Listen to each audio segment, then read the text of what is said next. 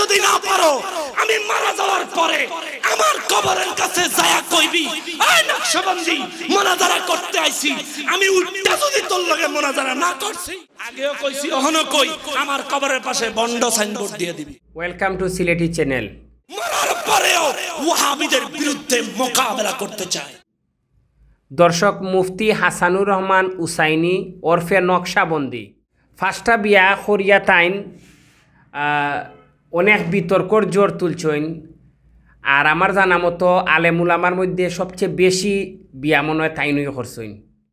সিলেটি চ্যানেলের স্টুডিওতে নিয়ে এর আগে যে তাইন কয়েকজন বক্তারে যে সকল বক্তার বিপক্ষে তাইন মারছেন, আমরা স্টেপ বাই স্টেপ আপনারা একটা দুইটা দেখাইম, আপনারা সাথে থাকবা। ওই জুবায়ের আনসারী জীবন বরাবর নবীর দুরূদ ও সালামের বিরোধিতা করলো। আল্লাহ পাকের মুখের উপরে ঠাড়া মালাবো, মুখে ক্যান্সার হইছে, মুখ বেহা হয়ে গেছে। রোগ আল্লাহ দেন, রোগ হইল আল্লাহর একটা নিয়ামত, শিফাও একটা নিয়ামত।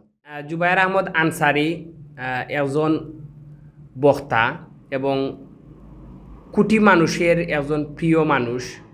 সিটাঙ্গের মানুষের আহম্মক শকি শফি করা শকি শকি হাদালে শকি তো জিগেলাম যে হাকিকত কি শকি করার হাকিকত কি কয় হাতে বুড়া বয়স হাতে লালা আসে যে ইনো বিদ্রুপ মন্তব্য করা তাইছি না, আমি কিছু দিক তুলি আপনার কাছে দরাত আইছি এবং জানতাম পারছি তাই ফার্স্টটা বিয়া করছেন।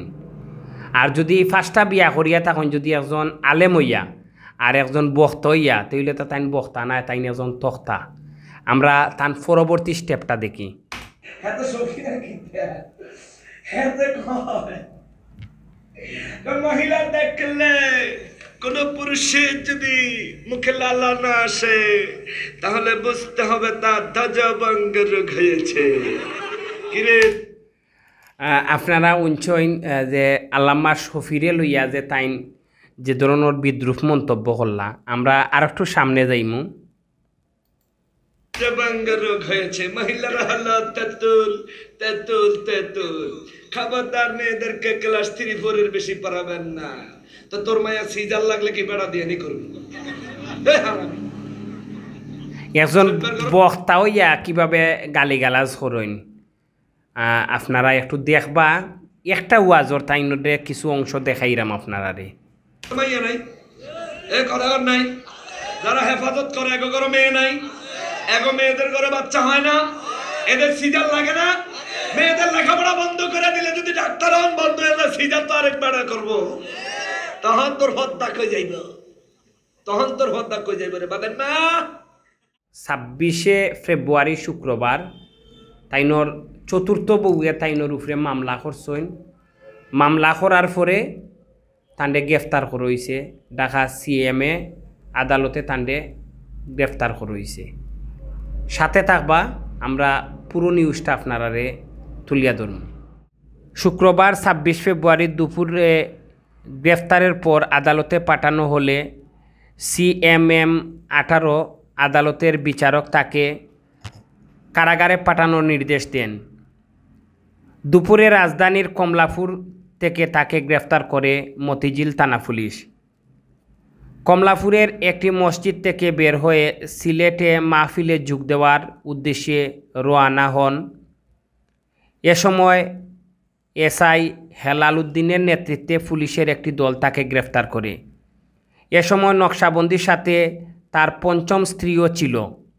পরে বিকালে সিএমএম 18 এর আদালতে তার জামিন নামঞ্জুর করে তাকে কারাগারে পাঠানোর নির্দেশ দেন। আসানুর রহমান উসাইন নকশাবন্দির চতুর্থ স্ত্রী শিরিন আক্তারের আইনজীবী অ্যাডভোকেট খন্দকার ইরফান বলেন, বিয়ের পর থেকেই যৌতুকের জন্য মামলার বাদীকে শারীরিকভাবে নির্যাতন করতেন হাসানুর রহমান উসাইনি ওরফে নকশাবন্দি। উনার প্রথম, দ্বিতীয়, তৃতীয়, চতুর্থ বউ পর্যন্ত হয়তো উনি একটা করে 4টা বিয়ে করেছেন। প্রথম, দ্বিতীয়, তৃতীয় সহধর্মিণী উনার স্ত্রী যারা রয়েছেন তারা হয়তো কোনো ধরনের মামলা করেছেন না হামলা করেছেন না দুনিয়াতে আছেন না নাই, সেটা হয়তো আমরা জানি না। সাথে থাকবো, আমরা আরও কয়েকটা ভিডিও দেখাইলাম, আমরা আরও কয়েকটা অংশ দেখাইমু আপনারা পুরো ভিডিওটা দেখিয়া আমরারে কমেন্ট বক্সত জানাইবা। আসসালামু আলাইকুম। ওই আমির হামজা নামে এক বক্তা একবার 3বার মুসলমান বানাইছে, 3বার পাবলিক ধরে লাইছে,